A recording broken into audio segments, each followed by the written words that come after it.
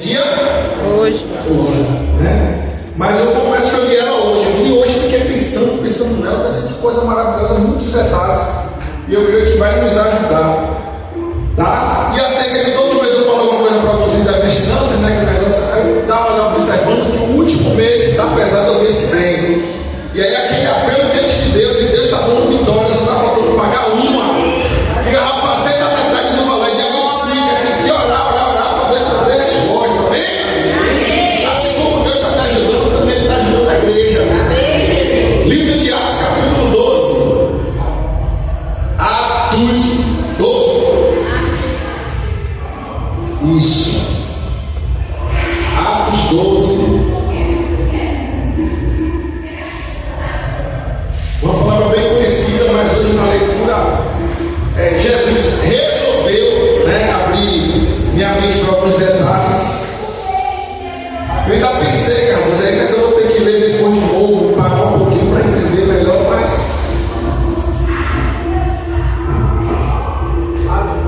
Atos 12. Atos 12.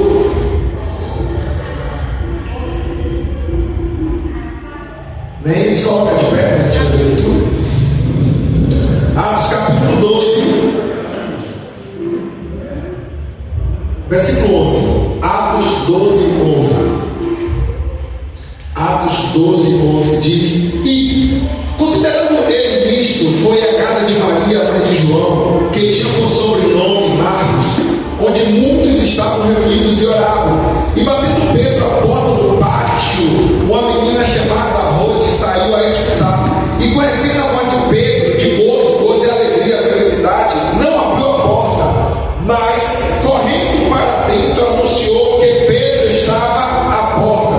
E disseram-lhes: Estás fora de ti. Mas ela afirmava que assim era, e diziam: É o seu anjo. Rapidinho, ainda em pé, só para você entender. Mas muitos historiadores, até que estudam angiologia, por causa desse texto, acreditam, esse Cardoso, que o nosso anjo que está recebendo ordem a nosso respeito parece conosco, de acordo com esse texto. Isso são os angiológicos que acreditam desse jeito. É palavra minha, não, palavra dos estudiosos. Certo? Versículo 16. Mas Pedro perseverava em bater, e quando abriram, viram-no e se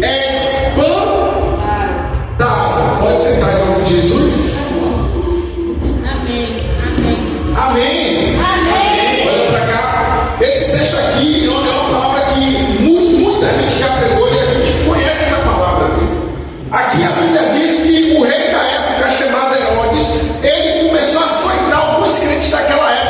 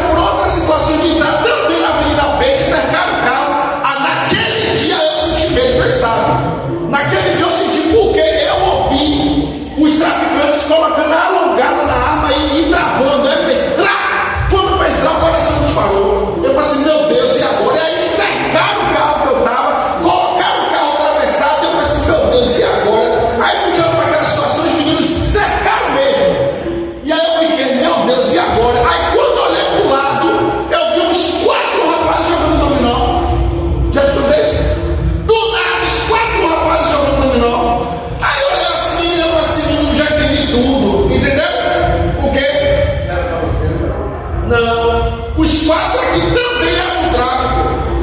Como é que foi na situação daquela, um carro atravessado, me cercaram um carro de homem muito fortemente armado e 4 do nada já me dominou.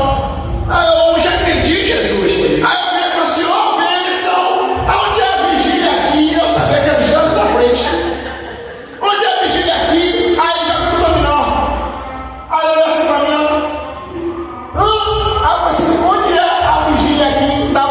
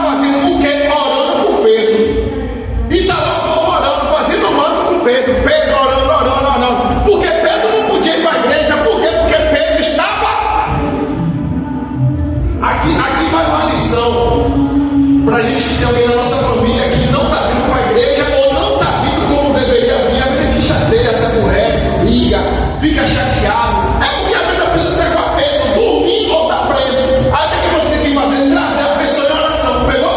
Orar por ela, cerca ela com Deus, traz ela. Ó Deus, hoje eu estou indo para a igreja, não por mim, mas eu estou indo por esse parente meu que não consegue vir. Por quê? Porque está preso. Por quê? Porque está dormindo. Por quê? Porque está no sono da indolência. E aí Jesus faz alguma coisa, aí manda faz alguma coisa aí, Deus. Valeu, a igreja está orando. Valeu. Está vendo que não era para Pedro morrer, mas Pedro achou que era para morrer. Mas a igreja entendeu que não era o momento de Pedro morrer.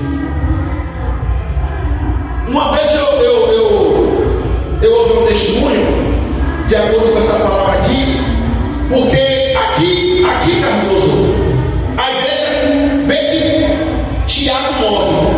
A igreja entendeu. Herodes já falou que vai matar Pedro também, já vai pegar Pedro para matar. A igreja, perdemos Tiago, vamos perder Pedro. Não, vamos orar por outro.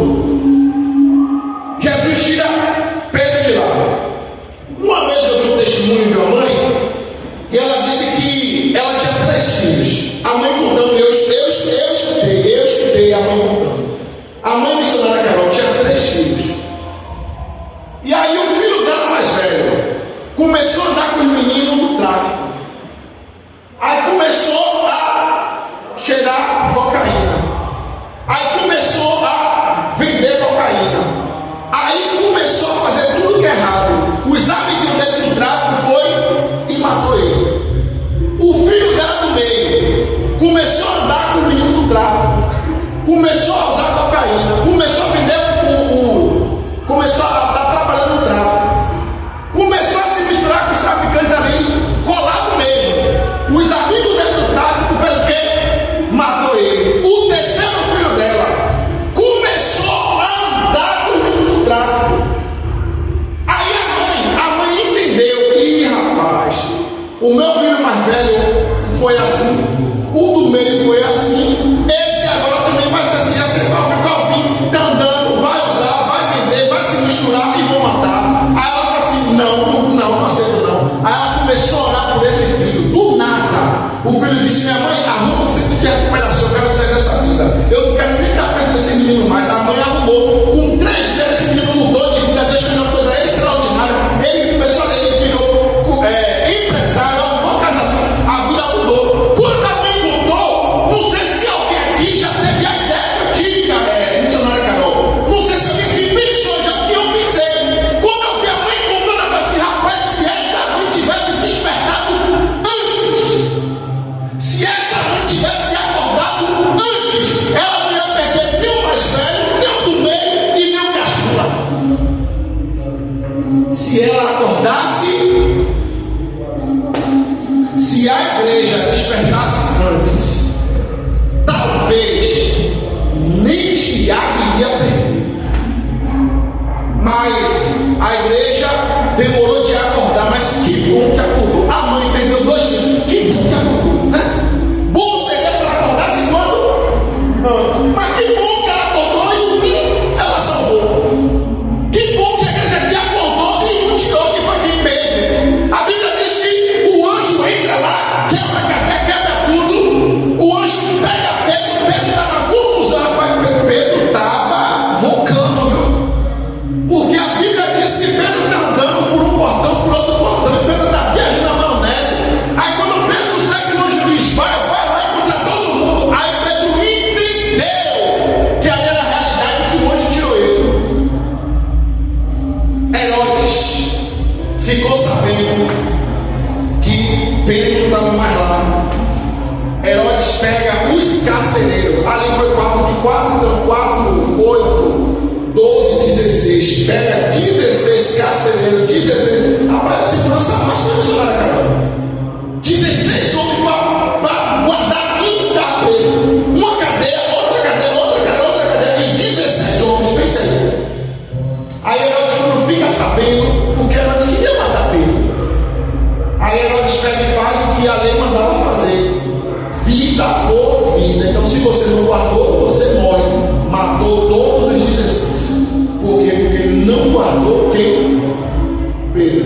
totalmente diferente do que aconteceu com Paulo, né? Que as cadeias se abriram e Paulo, ao invés de sair, ela estava perguntando para Jesus hoje eu estava perguntando, Jesus, por que Paulo resolveu não sair?